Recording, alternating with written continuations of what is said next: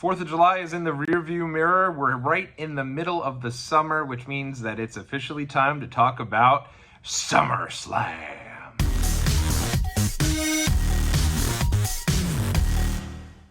The Lex Express, the highway to hell, nuptials turning to napalm. That can only mean one thing. We're talking about SummerSlam. And SummerSlam is one of my favorite times of the year. What is going on out there, world? It's your boy Tommy on the spot for Watch Along Wrestling. You know, one of the reasons I like SummerSlam so much is because you know that every summer WWE is going to give you the big angle of the summer. Whether it be the ones I mentioned previously, or maybe this year with the new Bloodline, there's always something to kind of sink your teeth into if you're a fan of WWE during the summer. And for me, SummerSlam has just always been one of my favorite events. I think up until I'd gotten a little older, I actually preferred SummerSlam to WrestleMania. Just something cool about it, whether it be that old entrance music, that just loved it. And it felt like such a great, cool vibe. And so on this channel, one of the things that we've been doing is going back, putting on a nostalgic lens and really going back and appreciating all of the different main events in these past pay-per-view histories. We've done it for Backlash, we've done it for King of the Ring, and now we're gonna do it for SummerSlam. But there's been 35 main events for SummerSlam. If I sat here and I ranked each one of these different 35 events, the video would be about 3 hours long, and that's just way too long, and I don't think it'd be fair. Like, I don't know if you could really go ahead and put the main event of the first ever SummerSlam, for example, the Mega Powers versus the Mega Bucks. A fun match. But if you put that in terms of in-ring against, let's say, Seth Rollins versus Brock Lesnar from SummerSlam 2019, it's really hard to compare. So I actually like the way we're going to do this, and hopefully you all will as well. As you can see in the comment section, this is going to be a 3-part series. The first video, we're going to go back and rank them.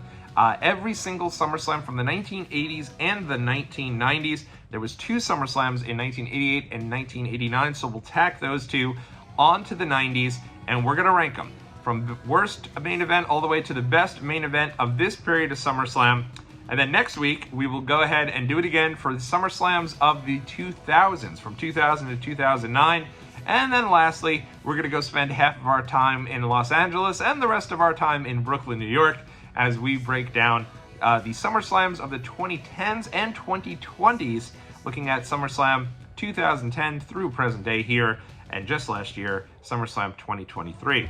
So sit back, relax, and of course, remember, as we get into these rankings, some of the things that I always look for. Number one, the build. The build's got to be solid, right? If there's a build that I could kind of sink my teeth into even all these years later and really believe into the story, I think that will certainly play a factor here. Number two is going to be your storyline development. SummerSlam was not always about the storyline development, you know, and looking back at some of these shows, the way it kind of goes now is like WrestleMania season ends, and then maybe there's a little bit of WrestleMania follow-up and rematches until you get sort of to that King of the Ring or Money in the Bank or something in the beginning of the summer to really build towards SummerSlam. And SummerSlam's kind of the blow-off until you settle in for the rest of your year. This wasn't really the case back when SummerSlam first started. You would sometimes have your big program of the summer, but early on, it was kind of just a retread of WrestleMania. There wasn't too much that was really going into a lot of these different events from like the main events perspective. So a lot of that storyline development, a lot of the hype, it's going to probably play against some of those early SummerSlam main events, and we'll get to them here as we talk about it. Of course, in-ring plays a certain factor, but again, if we're looking back at some of these earlier matches, I'll be honest, these main events are not all that's cracked up to be in terms of in-ring, so you've got to keep that factor in. And then, of course, probably the biggest influence here on this countdown is it's me, right? It's what I enjoy. I was not at any of these different SummerSlam events. There are some that do play a special place in my heart, and I'll kind of go through a certain prospect of them, and I'll talk a little bit about these events and some of the personal memories I have of them. But, you know, it's really my personal enjoyment. I've gone back, I've watched every single one of these main events. It may very well be so that you don't have to, but we'll go ahead and we'll get into all of that. So without any further ado, let's kick this off by looking at number 12. There's 12 main events. And interesting to note here, a couple of different pieces. Hulk Hogan was never in a singles match at SummerSlam until he main evented SummerSlam 2005 against the Heartbreak Kid Shawn Michaels. So in these early SummerSlams, even though he's never been in a one-on-one main event, I should clarify. He was in a match against Earthquake at SummerSlam 1990, but never a singles main event for the Hulkster all the way until 2005. And as a matter of fact, the world title here is only on, in terms of the first 5 SummerSlams, is only in the main event once, that being the steel cage match between the Ultimate Warrior and Rick Rude, and is not, again, the main event until SummerSlam 1993. So SummerSlam, again, there's always kind of been that attraction, but it hasn't always really been around your top stars or even your world title. So I think that's been kind of an interesting piece as we look back at these earlier SummerSlams. All right, so 12 different main events to get into here. Let's jump right in. My choice for number 12 on our countdown is going to be SummerSlam 1995, Big Daddy Cool Diesel versus King Mabel. You know, I don't hate this era of WWE. I kind of really dug the New Generation. This was kind of like my first era. I kind of came in to the Golden Era, the tail end of the Golden Era with Hogan. But as it relates to like the New Generation, kind of beginning in 93 through 96, I'd say, is really like my first era I remember as a kid. So I thought that the build for King Mabel as a challenger was solid. I liked Diesel as a champion, but this match just is not very good, and unfortunately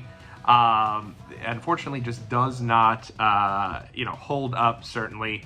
And I don't think it's necessarily their fault. Mabel is very green, and the sumbitch is only 24 years old in the main event here, by the way. He's born in 71. This is in 95. He literally just turned 24 years old, and here he is in the main event. Had he won this, he would still be the youngest world champion ever, surpassing the likes of Brock Lesnar and Randy Orton both. But he does not win it. Diesel retains, but it's just a schmoz. It's a weird finish. And I think part of it is Diesel goes into this match injured, and then it doesn't get any better for him. Mabel takes a big... Mabel drops his entire 500-pound-plus frame right on the back of Diesel. It's probably what the match is most remembered for. You can audibly hear Diesel groan. You can sense his frustration throughout the rest of the match as brother's just in pain. I mean, he is just struggling through it. Lex Luger gets involved here. I do think it would have been interesting to see what was made of Lex Luger in WWE had he stuck around in 1995, and then, into maybe the Attitude Era if he was a part of WWE. But the next month he'd be on Nitro, so he's part of this main event, and then you don't really hear much from him. Mabel does get one more big match with The Undertaker, and then his big push is pretty much over with, and obviously Diesel would turn heel before going over to WCW. In all honesty, they should have taken a page out of the SummerSlam 1992 book, realized these guys were not going to be big enough and not been able to kind of be at that main event caliber, and they should have just main evented with the rematch of Shawn Michaels and Razor Ramon in a ladder match for the Intercontinental title. Not sure why they didn't. It's unfortunate, but this match here, the bottom on our list. Moving right along, SummerSlam 1994. This was very tough for me. Obviously, it's The Undertaker versus The Undertaker. I went back, I watched this match, and I was begging to enjoy it. I went in with rose-colored glasses. I wanted to love this match because I have such fond memories of it as a kid. As a kid, we used to go down to SummerSlam, not to SummerSlam, we used to go down to Florida around SummerSlam every year. So it's the one event I never really watched live until way many years later. I'd say 2000 maybe, or maybe I think there was one off year where I did watch SummerSlam 97 live, but every other year, my mother, my sister, and I would go down to Florida. My father would record these events, and I remember there was always a family who ordered SummerSlam. I don't know why they didn't just invite us over to watch it, and then the father would come by the next day and be like, I don't want to give any spoilers, and then he'd usually give a spoiler, but this one he had a big kick out of saying, one thing I can tell you is The Undertaker won, which of course he was the only person in the match. The match is silly. The match should absolutely, under no circumstances, have gone on last. I understand it was a major angle at Royal Rumble 1994, with Undertaker, dying and rising to the heavens, and this was a big deal to have him return. This would have been great in the middle of the show, though, and you had an incredible world title match between Bret Hart and Owen Hart in a steel cage, which had a ton of heat into it.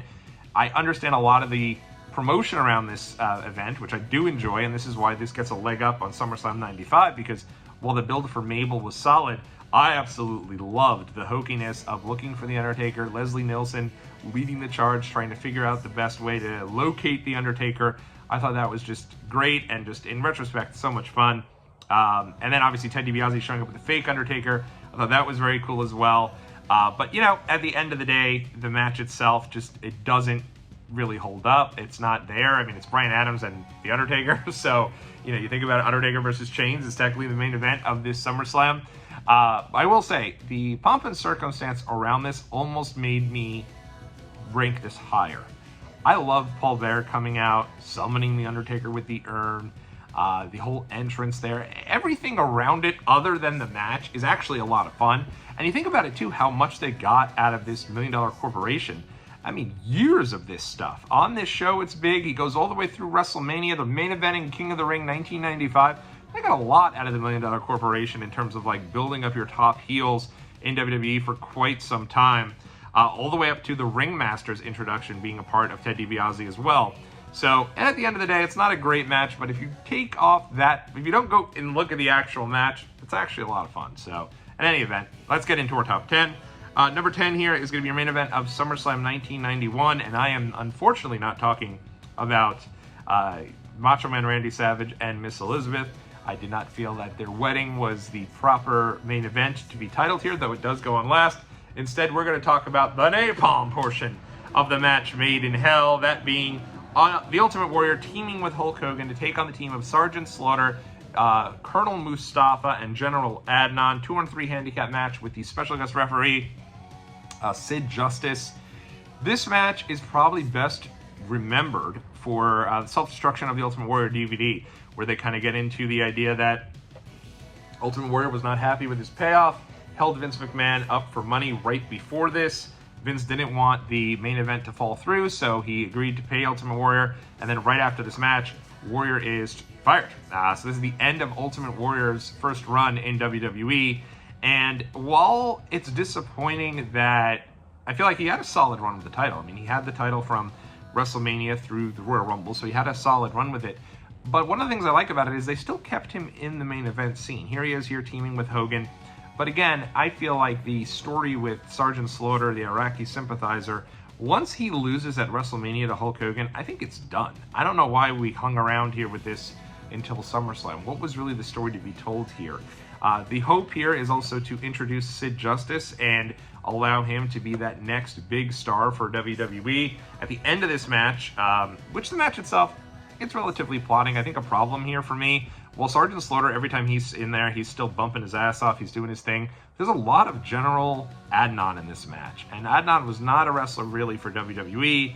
At this point, he was much older. Same with Colonel Mustafa, but Adnan's in there a lot, and I think it really slows the match down. One of the reasons I put this above the other match is just the star power of Hogan and Warrior. Crowd is so into them. The Garden explodes every time they do anything, any of their offense. And at the end, I do think it's interesting because Hogan summons someone from the back, and Warrior chases them to the back. He chases, I think it's Adnan and Mustafa to the back with a chair. That's the last you see of Warrior till WrestleMania 8. But Hogan summons someone back, and it's kind of like, oh, I wonder who this is going to be. And it ends, is he calling Warrior back? But instead, Sid comes out. Crowd's not really that keen to Sid. They're not like as amped for him. They wanted Warrior to come back. But Sid comes back, and Hogan does his Hogan must pose routine with Sid. They were really trying to get him over as the next babyface of the future.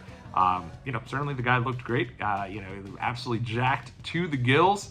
But it just wasn't fully clicking. It's also weird if you go back and watch this. Sid kind of peeks his head out of the I guess the curtain, so to speak, and then looks around like, hey, are you calling me back? Like, whatever. So then he comes out, Hogan and him pose. Hogan also cheats to win this match. He throws the salt in the eyes of Sergeant Slaughter when Sid Justice isn't looking. Kind of a weird deal. What's interesting, though, is Piper keeps going, but where is the Warrior? So I don't think anybody clued Piper into what was going on. But clearly Vince was done with Warrior and didn't want him to get that rub off the Hogan must pose brother.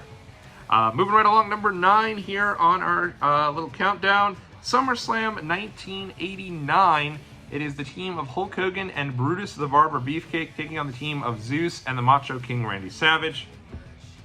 I liked this match way more. I don't really have that attachment to this match like I would, let's say, SummerSlam 1991. SummerSlam 1991, my dad was at that show. I remember him calling me either from a work phone or a pay phone at MSG so I could hear the $1 Million Man's music live as he was coming to the ring. And that was really the first time that I realized, like, oh, this stuff's going on live. Like, I could attend these shows if I want to. And I was very little, 3 or 4 years old. I mean, just an absolute, that's one of my earliest memories. And I remember my dad saying, keep an eye out for this match. I'm going to throw something at DiBiase. And if you watch that match, you can actually see something carry him off DiBiase. And my dad claimed it was him. Who knows if it was? but I have the attachment to 91. These earlier SummerSlams, I don't really have the attachment to. I remember as a kid renting SummerSlam 1990 from Blockbuster all the time. 88 and 89, I hadn't watched until I got the SummerSlam anthology. So, you know, I think I watched them once each, and I don't remember too much from the shows until I went back here and watched all these main events. So I expected to hate this match. I didn't hate it. Actually, I thought it was a lot of fun. Hogan and Beefcake have a good little chemistry there. Beefcake clearly is like no reason he should be in the main events. I mean, he's certainly a notch below the main event level. But when Macho's in there, I think Macho has great matches with everyone. I think Macho Man really carries the part for the heels. And Zeus does whatever's basic. I will not understand nor believe any story other than the idea that the original plan for WrestleMania 7 had to be Hulk Hogan versus Zeus. They do everything they can to protect Zeus. They want to make Zeus look like $1 million throughout this entire deal. And, you know, they keep it very limited. It's unfortunate that Zeus just wasn't a wrestler. He was an actor. I mean, it's really the equivalent of, you know, The Rock shows up one day, he makes a little announcement, and who comes and interferes, interrupts him, but not Vin Diesel, but Dom Toretto. I mean, it's literally, Zeus is the character from No Holds Barred, the movie starring Hulk Hogan and Tiny Lister, the actor who played Zeus. So he's limited, and, it is what it is. I don't think it's a bad match. It's a fun little match. Again, random tag team match. Could have main evented any house show with this. But again, they're not giving you that big blockbuster type match. Instead, they're keeping it tag team match, probably to build towards something later on. So, that's really the whole point here. Nothing bad, though. I thought it was fun. Moving right along here, we're going to go down to SummerSlam 1990, the year after. Ultimate Warrior versus Ravishing Rick Rude inside of a steel cage. Match is too short. Match is like 10 minutes long. I understand why they do it short, because probably Warrior was limited. But he's in there with a guy like Rick Rude. They had good chemistry together. I think they've had better matches than what they had here on this show.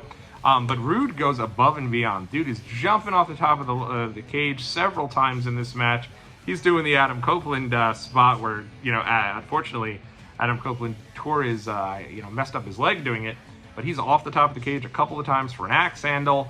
He's all over. He does everything he can to try to make it look like a really great match for Warrior. And I was happy, in retrospect, going back and remembering when I got this, being really stoked that Warrior was in the main event. Because the big story here is really that Hogan had been gone for a while, and Earthquake was just running through the entire WWF at the time. So it's amazing to me that Hogan's return match was not the main event, but somewhat cool that they were still sticking to their guns for a little bit longer, with Warrior as really that face of WWE and that new top babyface. So for me, I thought this was fun. I enjoyed this, and a good solid match, but I think if it was a little bit longer, it could have gone down as, something really memorable. Then again, maybe if it was a little bit longer, I think it would have exposed some of, Warrior's limitations. It was what it was, but I always think Warrior had solid matches when he was in there with a good worker, and I think Rick Rude's one of the best of all time, probably one of the top guys never to hold the world title for WWE. Next up, SummerSlam 1993. Yokozuna defending the title against Lex Luger, made in the USA. And let me tell you, if you have wrestling fans who are my age, they probably have a fondness for this match and this build. To be honest, I wanted to rank this even higher. The match isn't very good. That's probably why I can only go so high with it. But the build to Lex Luger's world title chase is one of the first ones that I can really say was mine as a fan. I was there on the USS Intrepid on the 4th of July in 1993 when Lex Luger showed up and body slammed Yokozuna. I remember the Lex Express. I have memories of going and seeing it, coming into town in New York. So at the end of the day, I felt a real connection with Lex Luger as this new babyface. I completely accepted him, even though he was kind of Hogan light. And unfortunately, he didn't really embrace this. But one of the coolest things to this day that I remember coming up on the WWE net. Number 7, SummerSlam 1993, Yokozuna versus Made in the US of A, Lex Luger.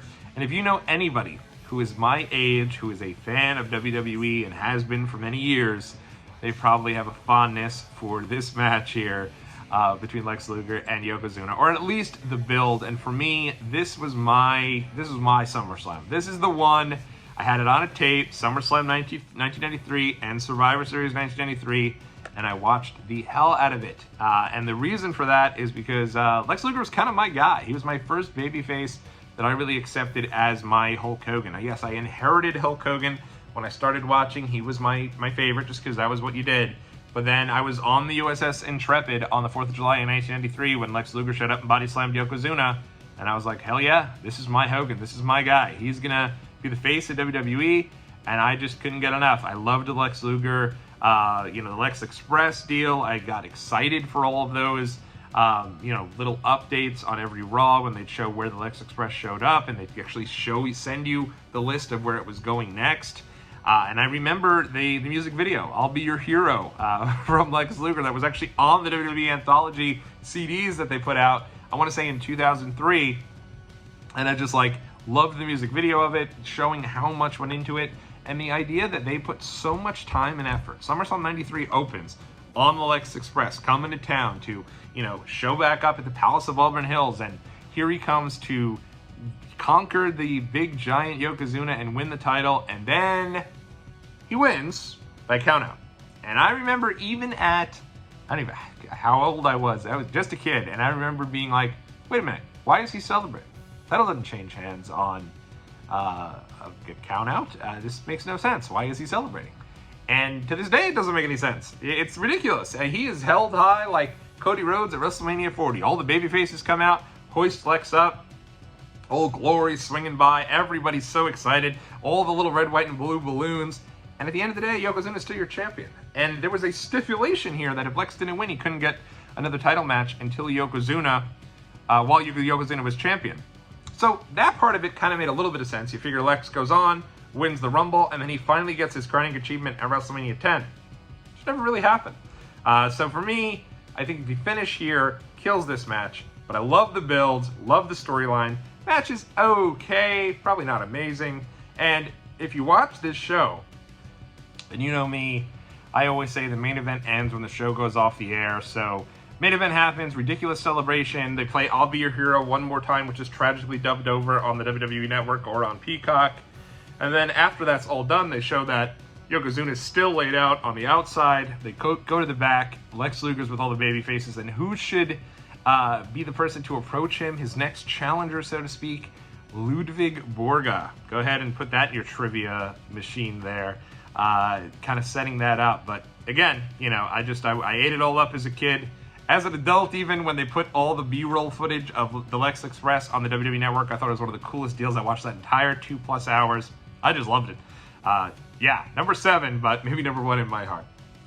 Moving right along, number 6 here, SummerSlam 1999. A triple threat match between Stone Cold Steve Austin, Triple H, and Mankind. And you hear that. You think about those talents. Steve Austin, Triple H, Mick Foley. How is this not higher on the list? Because it was just kind of there. Weird booking. A fun deal to get there, but it felt like, boy, we're flying by the seat of our pants here. Initially, the match for SummerSlam 1999 was supposed to be Triple H versus Stone Cold, one-on-one. Then from there, it was supposed to be Stone Cold Steve Austin versus Chyna, because Chyna had actually won the number 1 contender slot. So she was actually scheduled as the main event for SummerSlam 99, and I remember being very excited about the possibilities there. And then we finally got around to a returning Mick Foley getting shoehorned into this match, creating a triple threat match. Biggest story here, and it doesn't hold up today, but I can tell you at the time, the biggest story without a question was that Jesse Buddy Ventura had become the governor of Minnesota, and because of that, it was huge that a wrestler was, now in public office, unheard of. And now, on top of that, he's now returning to WWE in this official capacity. He's the special guest referee, and people were not happy that he was doing this. There was a lot of criticism about it, and he leaned right into it, had no problem saying he didn't care. He was happy to be a part of the show. And so Jesse Ventura is the big selling point of this. There was a press conference, a press event, coming into this show, and that was really what was built up and built all around. Everyone else in this match is kind of a background player, and it's kind of tough because I think going into this, Triple H is a white-hot heel. He's really coming into his own. He definitely is ready to kind of ascend and become that next champion, and this was his moment, but then for a number of reasons, it wasn't. Whether the story is that Stone Cold didn't want to drop the belt to Hunter, whether they wanted a title change, but they needed a babyface, and that's why Mick was thrown in, and Mankind gets the win here. You get this big moment here where Mick wins the title. Jesse holds up his hand, but Jesse was like one of the biggest heels. What would have been the big deal if he just held up Triple H's hand? So I don't buy that part of it. There is a cool moment where, Jesse and Triple H look like they're going to come to blows, which again is unheard of considering he's the governor. But at the end of the day, I think this is a fun match, but kind of a random match, and it lacks a little heat. And I will say, thankfully, Triple H does get the title the next night on Raw.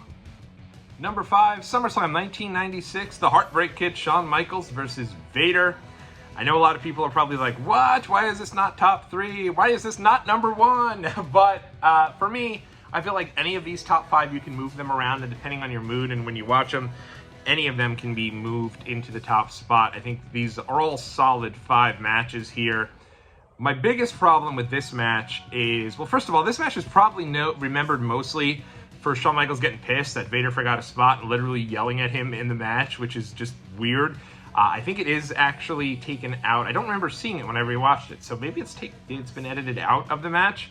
But the biggest problem here is the booking. I mean, it's dreadful. It actually pulls this match down significantly. In ring, this might be the best match, other than maybe Brett Bulldog, maybe Brett Taker. It's definitely higher in terms of in-ring work than number 5, but the biggest problem for me is the booking. I mean, they did such a good job building Vader up as this unstoppable heel. They ended the pay-per-view before this, In Your House, with Vader looking super strong. He looked like he was just unstoppable, and they do so many start and stops in this match that you figure, like Shawn wins by countout. No, there's no countouts. Shawn wins by DQ. No, there's no DQs. And then eventually Shawn just wins. And it's like, what are we doing? Like, if you were going to do all of that nonsense, you probably make Vader win the match. And so it makes no sense, and it just killed Vader's entire WWE run. I don't think he ever came back from that. And it's really a shame. I think they could have got so much more out of Vader. He certainly was an incredible presence, had great matches in WCW, and he has good matches in WWE. He's part of that Final Four, Fatal 4-Way in Your House in February of 1997. So I think that he certainly had a lot more to give. Unfortunately, I just think politics got the best of him here. I don't think Shawn liked working with him. Every story you hear is that he just wasn't a fan of it. They even have the In Your House It's Time named after Vader, and he's not in the match. So, I mean, they did Vader dirty, unfortunately. And I just hated this booking. I remember going into this match being really excited to watch it and being like, oh, this was great. I completely forgot about the Schmaz booking. Schmaz booking on this one just absolutely kills it. They restart the match 3 damn times and try to help Vader, and then he loses clean. It makes no sense. It's still infuriating to this day, and I probably want to... I mean, I talked so poetically about the SummerSlam 1993 main event. How is that not ranked higher than this one? Maybe I have to redo the whole thing, but it would be a disservice to how good this match is in ring. It's that good, but the booking at the end just kills it. Number 4, the main event of the first SummerSlam, SummerSlam 1988, the Mega Powers, the Macho Man, Randy Savage, that was a bad Macho, and the Immortal Hulk Hogan teaming up to take on the $1 Million Man, Ted DiBiase, and Andre the Giant. Still doing Andre and Hogan, man. Andre and Hogan, main event of WrestleMania 3, and they've continued to build up every big show after that, all the way through SummerSlam 1988 with Andre and Hogan in some capacity. Incredible. They got so much mileage out of it, over a year's worth of stuff. And in this case, unfortunately, Andre is probably not... he's struggling a little bit, I think physically, which is unfortunate. But at the end of the day, it is a testament to how big of a deal. Every time Andre gets in there, people get excited. Every time Hogan gets in there, people get excited. And the cool part about this is that Hogan's kind of taken a bit of a backseat. He's still very much involved in the main event, but Mach is the guy. Mach is the champion. And the in-ring action here from Randy Savage and Ted DiBiase is on point. It is still good. It holds up to this day. 2 of the best workers of all time going in there, just doing their thing. And you got to figure in, they also have, they have Jesse Ventura as the heel official, which is kind of cool. And all the players on the outside. You've got Virgil. You've got Bobby the Brain Heenan. And you've got, of course, the lovely Miss Elizabeth. Elizabeth gets up on the apron, takes off her skirt to reveal a bikini bottom. But, I mean, back in 1988, this was a huge deal place goes absolutely bananas. You would have thought she was nude the way this place was acting. It was completely insane, and for the time, it is an iconic moment.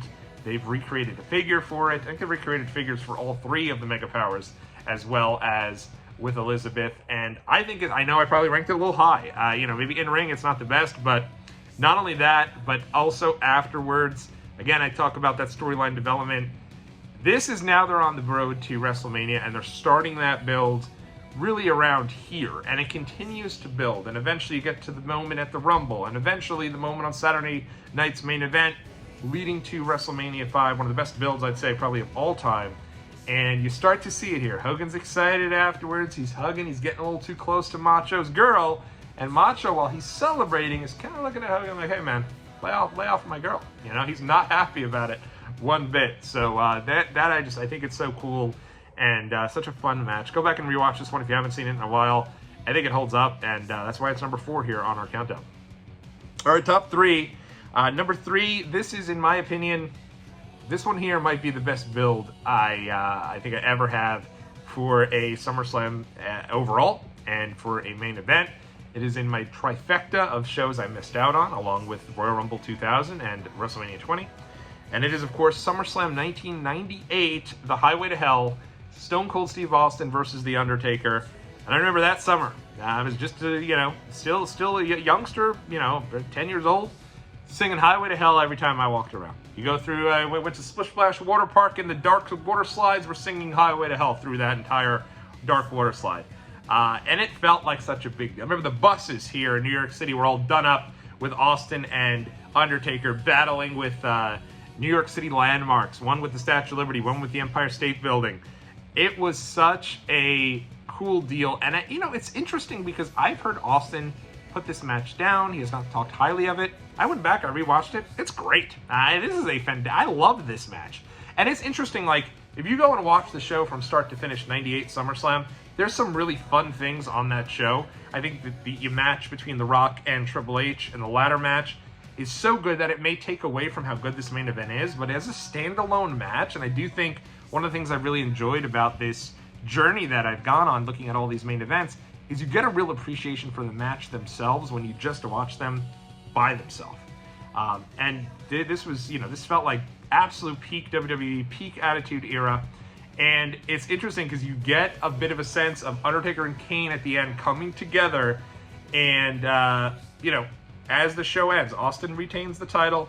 Him and Taker look like they're showing each other a little respect. And then it ends with Taker seeing Kane, who, remember, doesn't show up for the tag team match with Mankind to defend the titles until he emerges from the dumpster and puts the sledgehammer down on Mick Foley's face.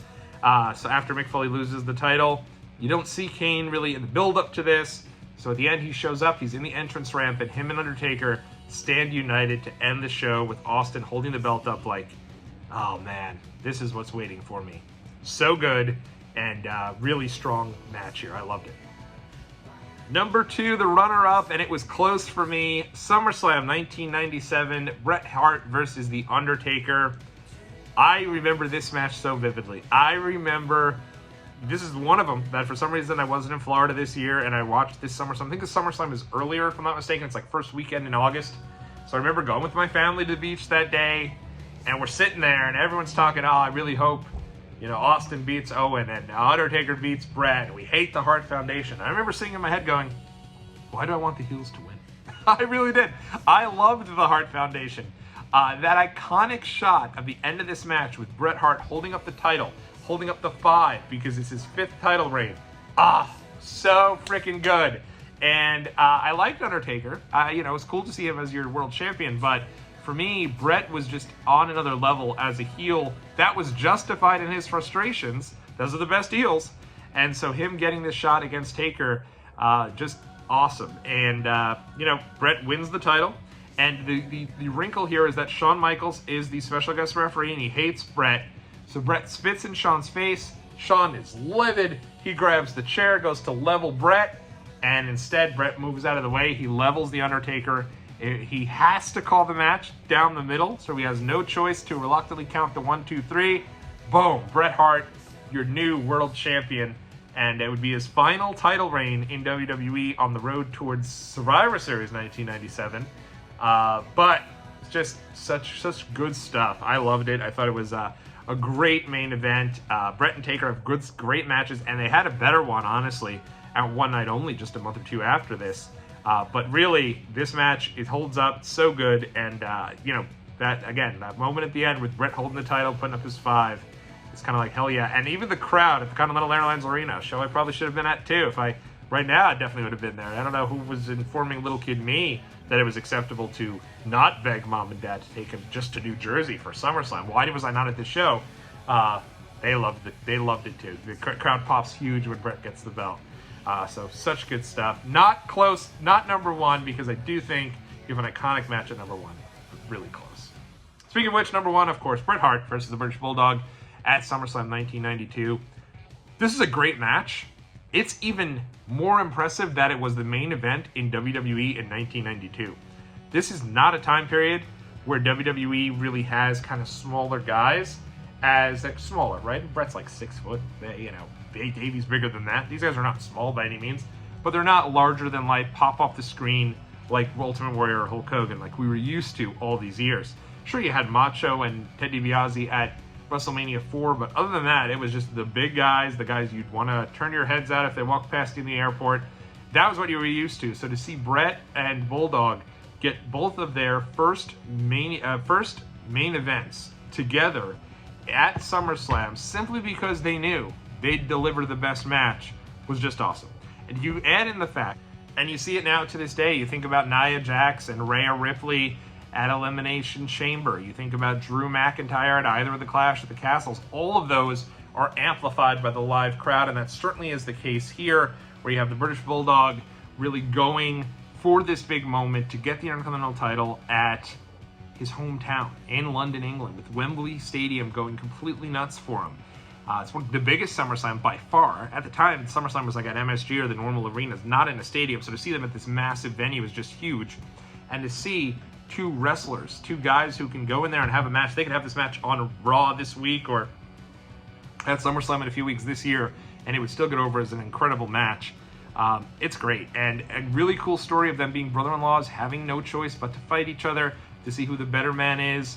Just so great. And then, of course, that iconic shot when Davey gets the win. And I remember the time I was like, oh my God, Davey beat Bret, right? And you thought, this is it. This is Davey's crowning achievement. He's going to be a top guy for WWE. They kind of teased it a little bit with him being one of the final members of the Rumble 1 or 2 years, but they'd never gone all the way with him. This is it. He's going to get this Intercontinental title, and he's going to be to the moon. You didn't realize, though, that it was actually Bret who was going to be that guy. And in 6 months, Bret would be your world champion. And while I said Lex Luger was my guy, Bret Hart was also my guy, because I remember being so excited that Bret Hart, a guy I just watched beat Mr. Perfect the year before in the middle of the card on SummerSlam 91, stealing that show, is now here in your main event at SummerSlam. And there are folks on this show, the Ultimate Maniacs, Warrior and Macho teaming up. They're on this same show. No reason, actually they were going against each other, right? World title match. You could have had Macho and Savage main event. That absolutely should be your main event for the most part.